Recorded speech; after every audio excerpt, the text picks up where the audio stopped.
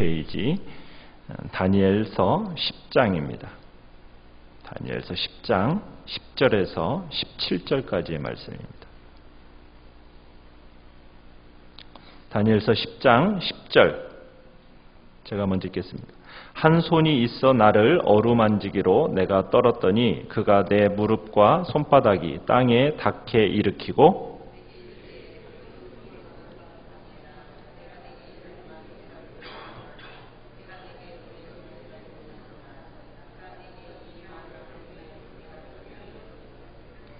그가 내게 이르되 다니엘아 두려워하지 말라. 내가 깨달으려 하여 내 하나님 앞에 스스로 겸비하게 하기로 결심하던 첫날부터 내 말이 응답받았으므로 내가 내 말로 말미암아 왔느니라.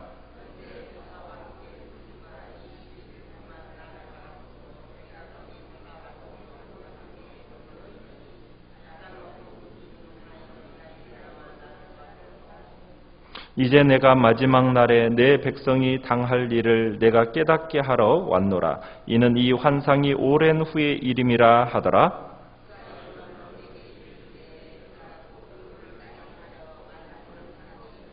인자와 같은 이가 있어 내 입술을 만진지라. 내가 곧 입을 열어 내 앞에 서 있는 자에게 말하여 이르되 내 주여 이 환상으로 말미암아 근심이 내게 더함으로 내가 힘이 없어졌나이다. 내 몸에 힘이 없어졌고 호흡이 남지 아니하였사오니 내 주의 이 종이 어찌 능히 내 주와 더불어 말씀할 수 있으리까 하니. 아멘. 오늘 말씀의 제목 같이 한번 읽어보겠습니다. 시작. 기도를 위해 기도하라. 기도를 위해 기도하라. 하나님의 사람에게 기도란 것은 나무의 뿌리와 같습니다. 보이지는 않지만은 그 기도의 열정, 기도의 힘, 그 기도의 깊이가 얼마나 되느냐에 따라서 어떻게 보면 그 사람의 인생이 하나님 앞에서 놀랍게 쓰임 받을지가 얼마나 놀랍게 쓰임 받을지가 결정이 된다라고 할 수가 있습니다. 우리가 다니엘을 보면 다니엘은 10대 시절, 소년 시절부터 80이 넘은 노인이 이르기까지 이스라엘 땅에서도 그랬지만은 하나님을 대적하는 이방 땅에서도 평생 기도의 줄을 놓지 않았던 사람이 바로 다니엘이었음을 우리는 다니엘서를 읽으면서 볼 수 있게 됩니다. 오늘 본문에서는 다니엘의 인생의 말년에 있었던 기도의 모습을 우리들이 보게 됩니다. 우리가 10장 1절을 보면은 시작을 이렇게 시작하고 있습니다. 바사왕 고레스 제3년에 이 바사왕 고레스, 이 바사왕 고레스는 누구냐면 바벨론이라는 큰 거대한 제국을 무너뜨린 왕이 페르시아 왕 고레스입니다. 천하 통일을 이룩한 직후에 이 고레스가 어떠한 칙령을 내렸느냐면 주전 538년에 포로로 잡혀온 이스라엘 백성들을 향하여 모두 예루살렘으로 돌아가라. 그리고 성전을 재건하라 하는 그 성전 재건에 대한 칙령을, 허락을 이제 이 고레스가 내렸습니다.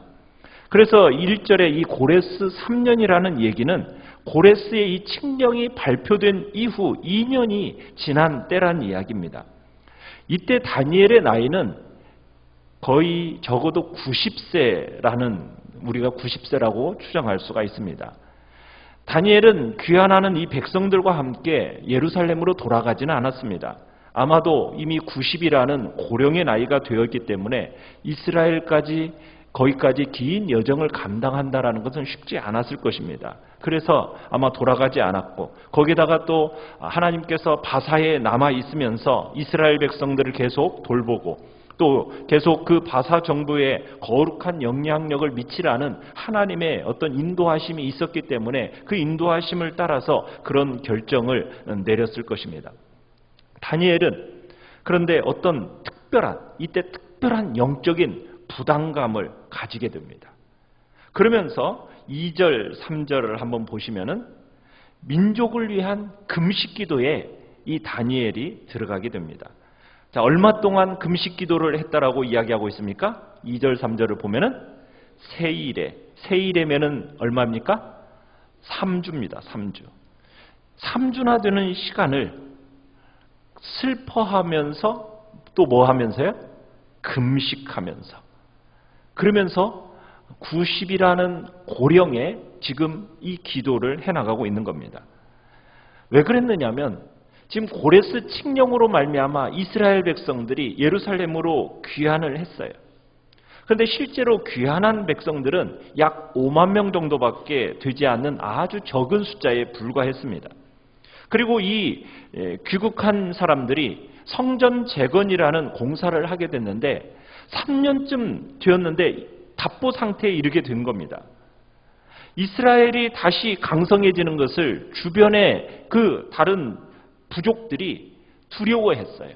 그러면서 수단과 방법을 가리지 않고 방해를 했기 때문에 지금 성전 건축이 어느덧 답보 상태에 이르고 그리고 성전 건축이 이렇게 중단이 되어진 겁니다. 이 모든 답답한 상황을 다니엘이 어떻게 보면 바라보면서 참 마음이 아팠어요. 그래서 하나님을 버린 이 신앙의 타락 때문에 나라가 망했고 이 망했던 자기 민족이 이제 다시 나라와 이 성전 재건을 위해서 하나님의 백성으로서 이렇게 이제 새 역사를 시작할 기회가 주어졌는데 어떻게 보면 아무런 힘도 쓰지 못하고 비틀거리는 모습으로 지금 나타나니까 이 다니엘의 마음에 너무나도 가슴이 아픈 겁니다. 그래서 90세라는 고령에도 불구하고 자기의 몸을 돌보지 않고 금식하면서 기도하기 시작한 겁니다. 그 기도하면서 이제 4절에서의 9절의 내용을 보면 다니엘이 한 환상을 보게 됩니다. 이때 강가에 서 있다가 세마포 옷을 입은 한 사람의 환상인데 그 한 사람은 누구를 가리키느냐면 예수 그리스도를 보여주는 내용입니다. 그러니까 다니엘은 환상 중에 그리스도를 보게 된 거죠. 그런데 이 그리스도의 모습을 보고서는 다니엘이 완전히 압도당합니다. 8절 한번 읽어보겠습니다. 8절 시작. 그러므로 나만 홀로 있어서 이 큰 환상을 볼 때에 내 몸에 힘이 빠졌고 나의 아름다운 빛이 변하여 썩은 듯 하였고 나의 힘이 다 없어졌으나.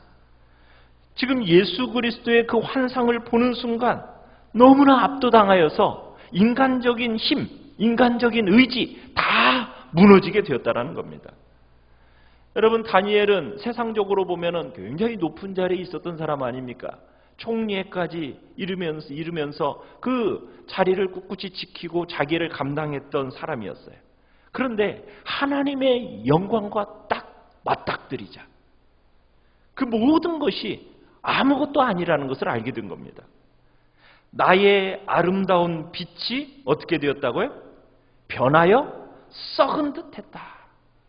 여러분, 아무리 대단하고 아무리 멋있는 사람이라 할지라도 우리가 주님의 영광 앞에 딱 서서 그분에게 맞닥뜨리면은 우리의 이 죄인된 모습으로 하나님 앞에서 얼마나 비참한 존재인지를 깨달아 알게 된다는 겁니다. 그리고는 주님의 그 음성을 들을 때 9절에 가보시면은 다니엘이 어떻게 되었다고 얘기합니까? 내가 얼굴을 땅에 대고 깊이 잠이 들었다 이렇게 얘기합니다.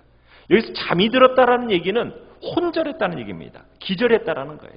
그러니까 주님의 모습이 얼마나 장엄하고 강렬한지 다니엘은 모든 힘이 다 소진되어 버렸고 결국 그분의 계속해서 주시는 말씀을 듣다가 그 말씀의 힘이 너무 강력하게 자기에게 다가오니까 다니엘이 감당할 수가 없어가지고 결국에는 기절하고 만 겁니다.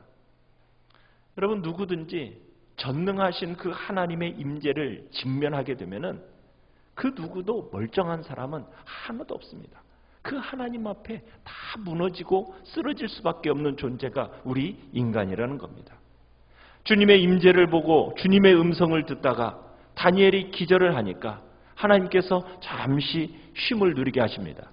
그때 10절을 다시 보시면은 한 손이 있어 나를 어루만졌다 얘기합니다. 여러분, 이때 그러면서 다니엘을 일으켜 세우는 한 손이 등장합니다. 여러분, 이 손은 누구의 손일까요? 우리가 본문을 쭉 읽다 보면은 천사의 손인데 그 천사는 앞에 이제 나오는 가브리엘이라는 것을 우리가 알게 됩니다. 떨고 있는 다니엘을 붙잡아 일으키는 가브리엘 천사의 손이었습니다. 그러니까 주님은 가브리엘을 보내셔가지고 기력이 쇠진해 있는 다니엘, 그를 직접 부축해서 일으켜 세워주십니다. 그리고는 다니엘을 향해서 가브리엘이 누워라고 얘기합니까? 11절에 보니까 내게 이르되 뭐라고 얘기합니까? 큰 은총을 받은 사람 다니엘아, 너는 정말 하나님께 아주 높은 평가를 받는 존재예요. 너는 아주 귀하게 생각되는 하나님께서 생각하시는 사람이다 라고 하면서 하나님께서 다니엘을 이제 가브리엘이 다니엘을 이야기하는 겁니다. 큰 은총을 받은 사람아. 자, 그러면서 이렇게 얘기를 하죠. 우리 12절을 같이 한번 읽어보겠습니다. 시작. 그가 내게 이르되 다니엘아 두려워하지 말라. 내가 깨달으려 하여 내 하나님 앞에 스스로 겸비하게 하기로 결심하던 첫날부터 내 말이 응답받았으므로 내가 내 말로 말미암아 왔느니라. 여러분, 하나님의 기도의 응답은 언제 시작되었습니까? 지금 여기서 12절에서 뭐라고 얘기해요? 결심하던 첫날부터 내 말이 어떻게 되었다? 응답받았다. 여러분, 기도의 응답은 언제부터 벌써 시작된 거라고요? 기도를 시작하던 그 즉시로부터 응답은 시작되었다. 그리고 내가 내 말로 말미암아 뭐했다? 왔다. 너의 기도에 대한 응답으로 말미암아 하나님이 천사를 보내셨다. 지금 이 얘기입니다. 내가 기도했기 때문에 하나님이 하늘의 군대를 움직이시고 하나님께서 팔을 걷어붙이시면서 나서셨다. 지금 이렇게 얘기하고 있는 겁니다. 여러분, 참 감격스럽지 않습니까? 우리가 기도하면 하나님이 오십니다. 하나님은 우리의 기도를 절대로 무시하지 않으십니다. 여러분의 한 톨의 기도도 하나님께서 떨어지지 않게 하십니다. 기도하는 즉시 하나님은 들으시고 응답하시는 분이십니다. 다만 응답하시는 그때와 그 방법이 우리의 생각과 달라서 그렇지, 우리가 금방 느끼지 못해서 그렇지, 여러분이 기도하기로 결심하고 하나님 앞에 나아가서 기도하는 그 즉시 하나님은 우리의 기도를 들으시고 응답하시는 분이라는 겁니다. 믿으십니까? 중요한 건 무엇입니까? 우리가 하나님 앞에 기도하기로 마음을 정하는 것이요, 그분 앞에 겸손하게 무릎을 꿇는 것입니다. 우리가 하나님의 응답을 받으려면 겸손해야 됩니다. 내가 할 수 있다라는 것 여러분 다 내려놔야 됩니다. 나는 전혀 할 수 없습니다. 나는 무능한 죄인입니다. 이걸 철저하게 인정하고 열리는 길은 하늘길밖에 없습니다. 이 사실을 인정하면서 엎드려 겸손히 주님 앞에 무릎 꿇는 이것이 필요한 겁니다. 겸손하면 하나님의 은혜를 갈망하게 되어 있습니다. 겸손하면 하나님의 은혜를 갈망하면서 우리의 마음에 거룩한 목마름이 생기게 됩니다. 기도의 열정을 만들어내는 것입니다. 하나님을 향한 끝없는 뜨거운 갈망이 생겨지고 더 큰 은혜에 대한 목마름이 생겨지게 되는 겁니다. 그런 목마름이 있는 사람이 열정적인 기도를 하게 되는 것이고, 하나님은 바로 그런 사람에게 은혜와 계시를 주시는 겁니다. 기적과 부흥과 축복의 역사는 바로 겸손히 하나님 앞에 기도하는 자에게 나타납니다. 살아있는 교회는 어떤 교회이겠습니까? 거룩한 목마름이 있는 교회입니다. 하나님을 향한 거룩한 목마름이 계속해서 일어나기에 하나님 앞에 기도하는 교회가 살아있는 교회라는 것을 우리에게 또한 이야기하고 있는 겁니다. 다니엘이 기도를 시작한 첫날부터 하나님께서 그의 기도를 들으셨습니다. 그렇지만 자, 우리가 13절을 한번 읽어보겠습니다. 13절입니다. 시작. 그런데 바사 왕국의 군주가 21일 동안 나를 막았으므로 내가 거기 바사 왕국의 왕들과 함께 머물러 있더니 가장 높은 군주 중 하나인 미가엘이 와서 나를 도와주므로. 여러분, 천사 가브리엘이 며칠 만에 지금 다니엘에게 왔다라고 얘기하고 있습니까? 21일이 지나서야 왔대요. 이유는 뭐 때문입니까? 바사 왕국의 군주 때문이라고 합니다. 바사 지역을 관장하는 왕이 가브리엘을 막았기 때문에 이제서야 왔다. 그 다음 표현에서는 그런 얘기를 하죠. 바사 왕국의 왕들이라는 복수 표현을 쓰고 있습니다. 여러분, 여기에서 바사 왕국의 군주, 바사 왕국의 왕들, 무엇을 지금 얘기하는 겁니까? 뭘 얘기할까요? 이 바사를 뒤에서 지배하는 악한 사탄의 영을 가리키는 거예요. 바사는 그 당시 세계 최고의 강대국입니다. 그런데 그 바사를 지배하는 악한 사단의 권세, 귀신의 권세, 무시무시한 힘을 가진 존재들이 있었다라는 거예요. 그래서 하늘나라 천사들의 군대를 총지휘하는 누가 도와줬다고 얘기하고 있습니까? 미가엘. 그죠? 높은 군주 중에 하나인 미가엘이 도와주어서 이 가브리엘 천사가 21일 만에 지금 다니엘에게 왔다라는 거예요. 미가엘은 군대 장관이라도 얘기합니다. 선한 천사들 중에서 가장 강력한 힘을 가진 그런 최고의 영적 전사라고 표현을 합니다. 미가엘까지 출동되어졌다는 것은 그만큼 어둠의 세력, 방해, 공격, 이것이 만만치 않았다는 것을 우리가 알 수가 있는 겁니다. 그런데 어쨌든 어둠의 공격이 있어도 하나님께서는 반드시 그것을 뚫고 우리와 하나님 사이의 길을 여신다는 겁니다. 최고의 전사 미가엘까지 투입시키시면서 하나님은 아낌없이 다니엘의 기도를 응답하십니다. 여러분, 기도의 시작과 응답 사이에 얼마의 기간이 걸렸다고요? 21일이라는 시간이 걸렸습니다. 여러분, 이 시간의 비밀은 결국 보이지 않는 세계 속에서는 뭐가 있다라는 거예요? 영적인 전쟁이 있다라는 겁니다. 우리의 기도의 응답까지 걸리는 시간도 그렇다는 얘기입니다. 보이지 않는 세계 속에서 영적인 치열한 전쟁이 벌어지고 있다는 얘기입니다. 그렇다면 기도는 무엇이겠습니까? 영적 전쟁입니다. 우리가 기도할 때 우리는 그 즉시 영적 전쟁의 최전방으로 이동해서 마귀의 권세의 그 병력과 치열한 전투에 들어간다는 얘기입니다.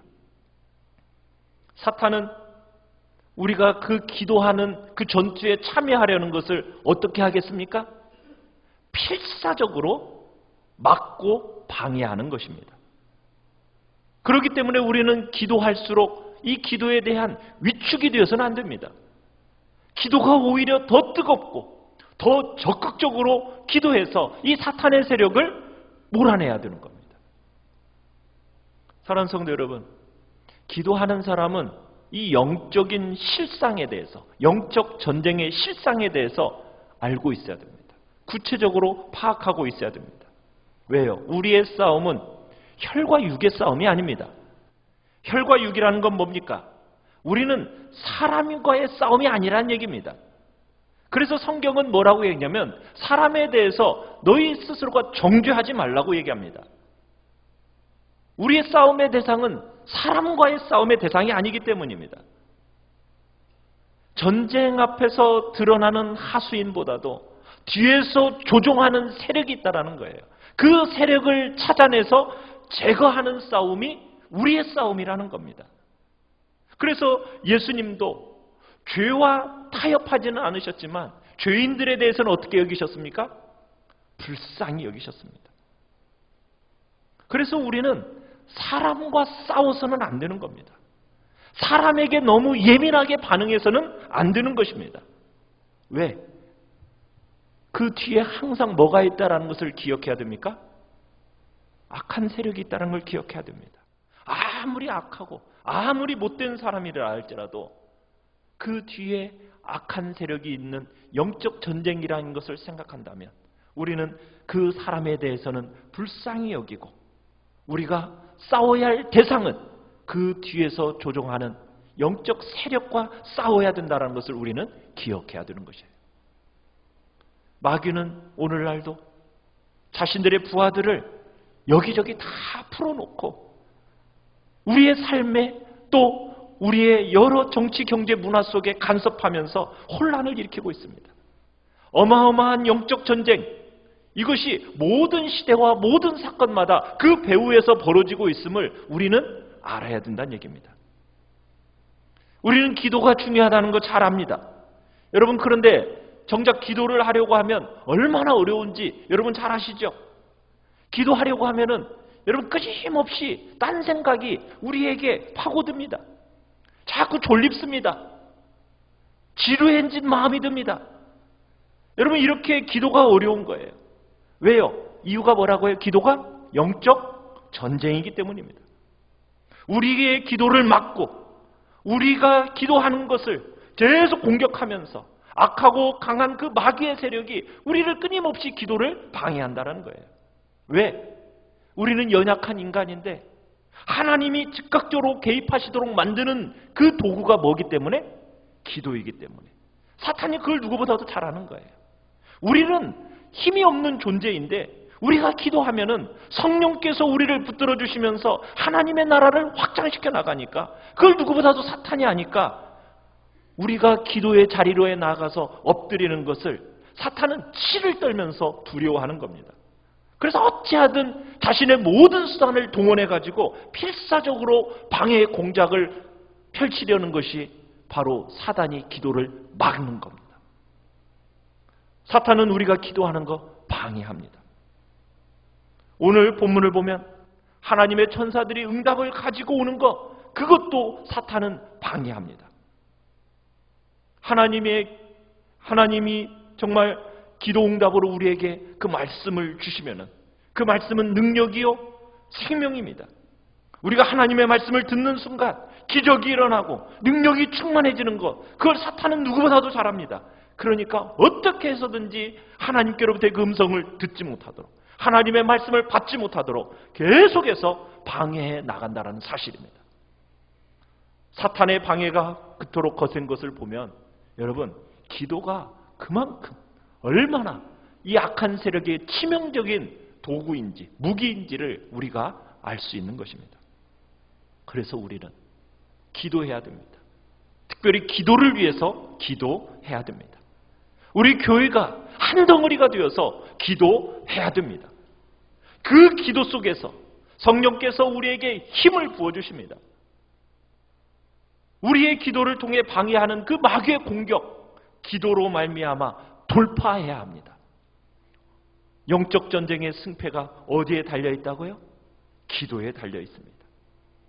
기도의 그 방해 세력, 우리는 오직 기도로서 정면 돌파해 나가야 됩니다. 그 수밖에 없습니다.